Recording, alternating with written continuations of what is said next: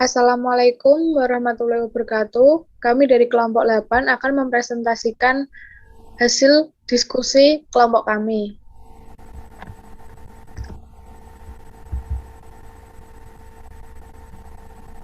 Tentang penggunaan informasi akuntansi penuh dalam penentuan harga transfer.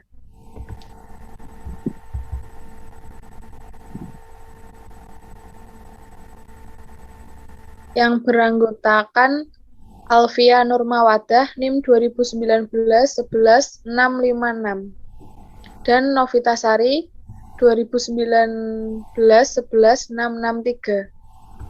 Next.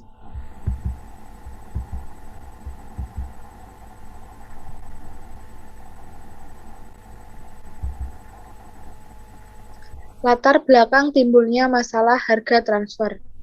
Masalah harga transfer dapat dihubungkan dengan proses diferensiasi bisnis dan perlunya integrasi dalam organisasi yang telah melakukan diferensiasi bisnis.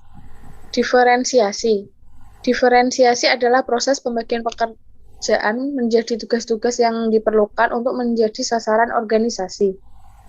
B. Diversifikasi. Diversifikasi merupakan proses pembentukan unit-unit organisasi untuk menghadapi berbagai lingkungan industri. C. Integrasi. Integrasi merupakan usaha untuk mengkoordinasi divisi-divisi yang terbentuk dari adanya diferensiasi dan diversifikasi agar divisi-divisi yang telah terbentuk tidak tercerai-berai. Next. Konsep harga transfer. Harga transfer merupakan barang dan jasa yang ditransfer antar pusat laba dalam perusahaan yang sama. Penentuan harga transfer dalam perusahaan yang telah mendesentralisasikan organisasinya ke dalam pusat-pusat laba menimbulkan berbagai masalah seperti: yang pertama, masalah yang menyangkut penentuan harga transfer yang adil bagi semua pihak yang terkait. Yang kedua, masalah motivasi. Ketiga, pengukuran kinerja. Dan yang terakhir, masalah pencapaian tujuan perusahaan secara keseluruhan. Next.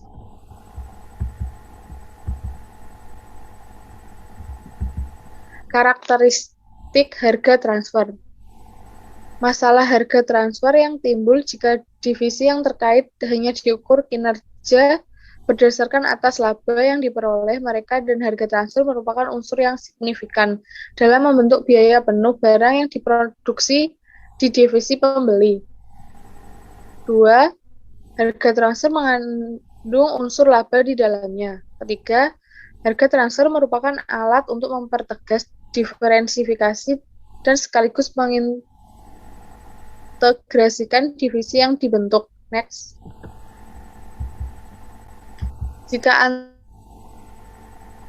antara membeli dan menjual barang, ada dua macam keputusan yang harus dibuat. Yang pertama, keputusan pemilihan sumber, apakah memproduksi sendiri ataukah membeli dari pemasok. Keputusan ini disebut sourcing decision. Yang kedua, keputusan penentuan harga transfer. Jika barang diproduksi di dalam perusahaan sendiri, keputusan berikutnya adalah pada harga transfer dari divisi penjual ke divisi pembeli. Keputusan ini dikenal dengan istilah transfer pricing decision. Next. Masalah yang dirundingkan dalam penentuan harga transfer. Dasar yang digunakan sebagai landasan penentuan harga transfer. 2. Besarnya laba yang diperhitungkan dalam harga transfer. Next. Metode penentuan harga transfer. Penentuan harga transfer atas dasar biaya. Cost-based transfer pricing. Dalam penentuan harga transfer ini, harga jual barang yang ditransfer antara divisi didasarkan pada biaya penuh produk yang ditransfer. Biaya penuh yang dipakai ada dua macam biaya, yaitu biaya penuh sesungguhnya dan biaya penuh standar.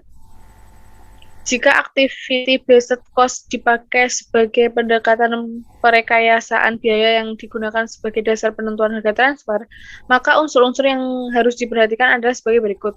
Yang pertama, unit level activity cost. Biaya ini dibebankan oleh divisi penjual berdasarkan biaya standar dikalikan jumlah produk yang ditransfer. Yang kedua, bid related activity cost. Biaya ini dibebankan kepada divisi pembeli berdasarkan jumlah bid related activity cost standar yang dikeluarkan oleh divisi penjual. Yang ketiga, produk sustaining activity cost.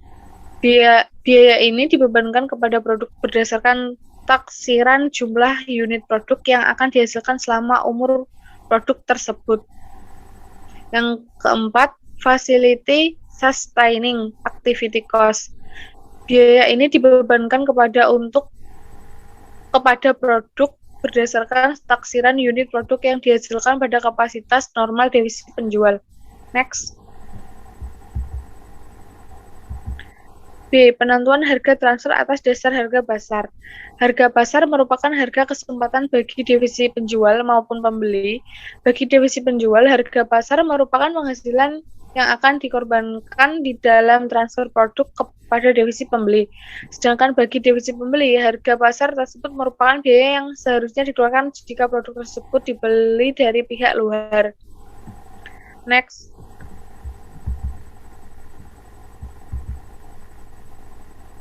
Masalah dalam penentuan harga transfer. Untuk memecahkan masalah yang dihadapi oleh captive supplier, ada dua alternatif yang dapat dipilih. Yang pertama, memperlakukan divisi penjual sebagai pusat biaya.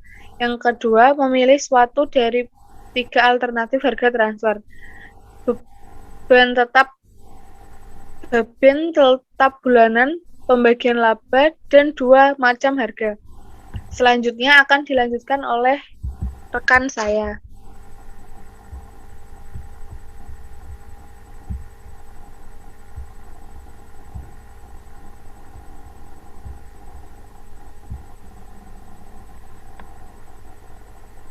Selanjutnya A.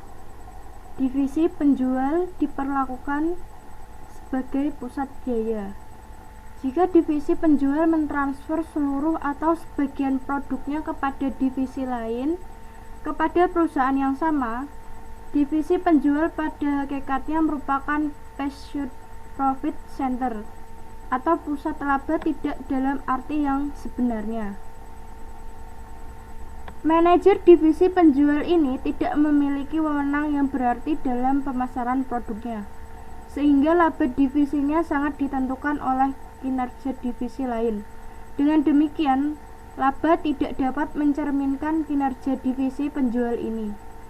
Oleh karena itu, salah satu alternatif yang tersedia bagi divisi penjual yang diperlukan sebagai captive supplier bagi divisi lain ini adalah dengan memperlakukan divisi tersebut sebagai pusat biaya. Tanggung jawab divisi penjual adalah terbatas pada pengendalian terhadap biaya. Selanjutnya, B. Beban tetap bulanan atau fixed monthly charge. Jika alternatif memperlakukan divisi penjual sebagai pusat biaya tidak dipilih, namun agar kinerja divisi penjual tidak semata-mata ditentukan oleh kinerja divisi pembeli, maka penentuan harga transfer dapat dilakukan dengan beban tetap bulanan. Dengan menggunakan tetap bulanan, divisi penjual sebagai captive supplier tetap diperlakukan sebagai pusat laba, yang kinerjanya tidak dipengaruhi oleh volume penjualan divisi pembeli.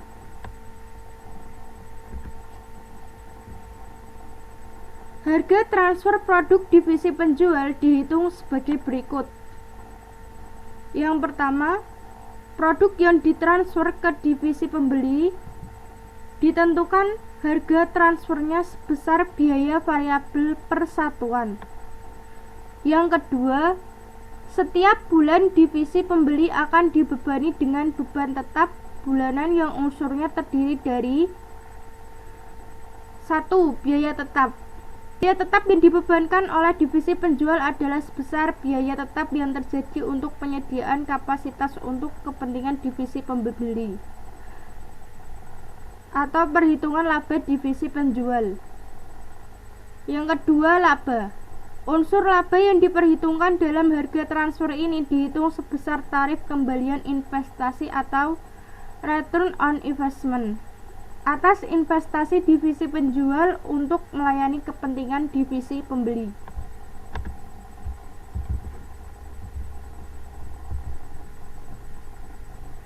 Selanjutnya, C. Pembagian laba atau profit sharing. Dalam penentuan harga transfer ini, divisi pembeli dibebani biaya variabel standar untuk setiap unit produk yang ditransfer oleh divisi penjual ke divisi pembeli.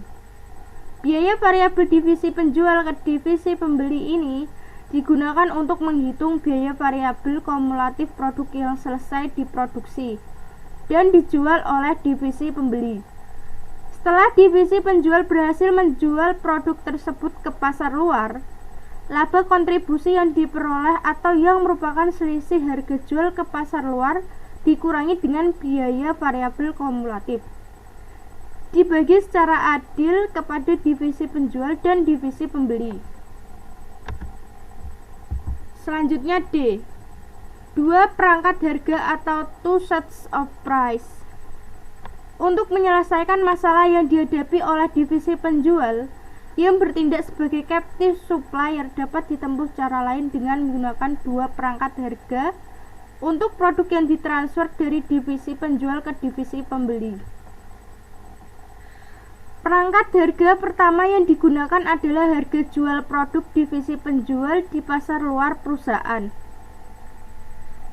Pada saat divisi penjual mentransfer produk ke divisi pembeli, rekening pendapatan divisi penjual dikredit sebesar jumlah unit produk yang ditransfer dikalikan dengan harga jual produk tersebut di pasar luar dikurangi dengan biaya pemasaran.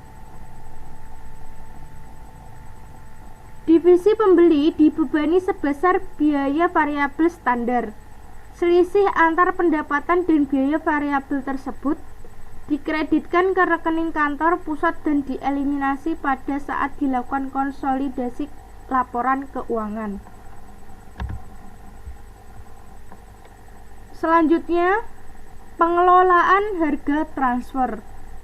Penentuan harga transfer berdampak langsung terhadap laba divisi yang terlibat dalam transfer produk atau jasa. Sistem penentuan harga transfer memerlukan aturan formal agar dapat dilakukan secara berhasil. Dua aturan formal yang ditetapkan adalah 1. Aturan negosiasi dan 2. Aturan penyelesaian jika negosiasi menghadapi suatu jalan buntu.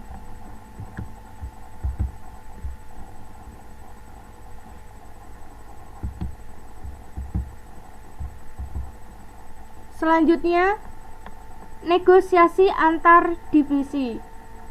Jika metode harga transfer menguntungkan divisi penjual, tentu di lain pihak akan merugikan divisi pembeli. Begitu pula sebaliknya, jika divisi pembeli diuntungkan dengan metode harga transfer tertentu, maka divisi penjual tentu akan dirugikan. Oleh karena itu, penentuan harga transfer harus dirundingkan oleh manajer divisi yang terlibat. Dalam melakukan perundingan, divisi yang terlibat perlu menetapkan dasar yang akan dipakai sebagai landasan perundingan. Jika digunakan biaya penuh sebagai dasar, divisi yang terlibat perlu merundungkan tipe biaya yang akan dipakai sebagai dasar atau biaya standar atau biaya sesungguhnya. Unsur biaya yang diperhitungkan sebagai dasar penentuan harga transfer, unsur aktiva yang diperhitungkan dalam capital employed, dan besarnya tarif kembalian yang diperhitungkan dalam menghitung laba. Misalnya, divisi dilarang mengadakan kebutuhan bahan dari perusahaan luar yang merupakan pesaing divisi lain dalam perusahaan.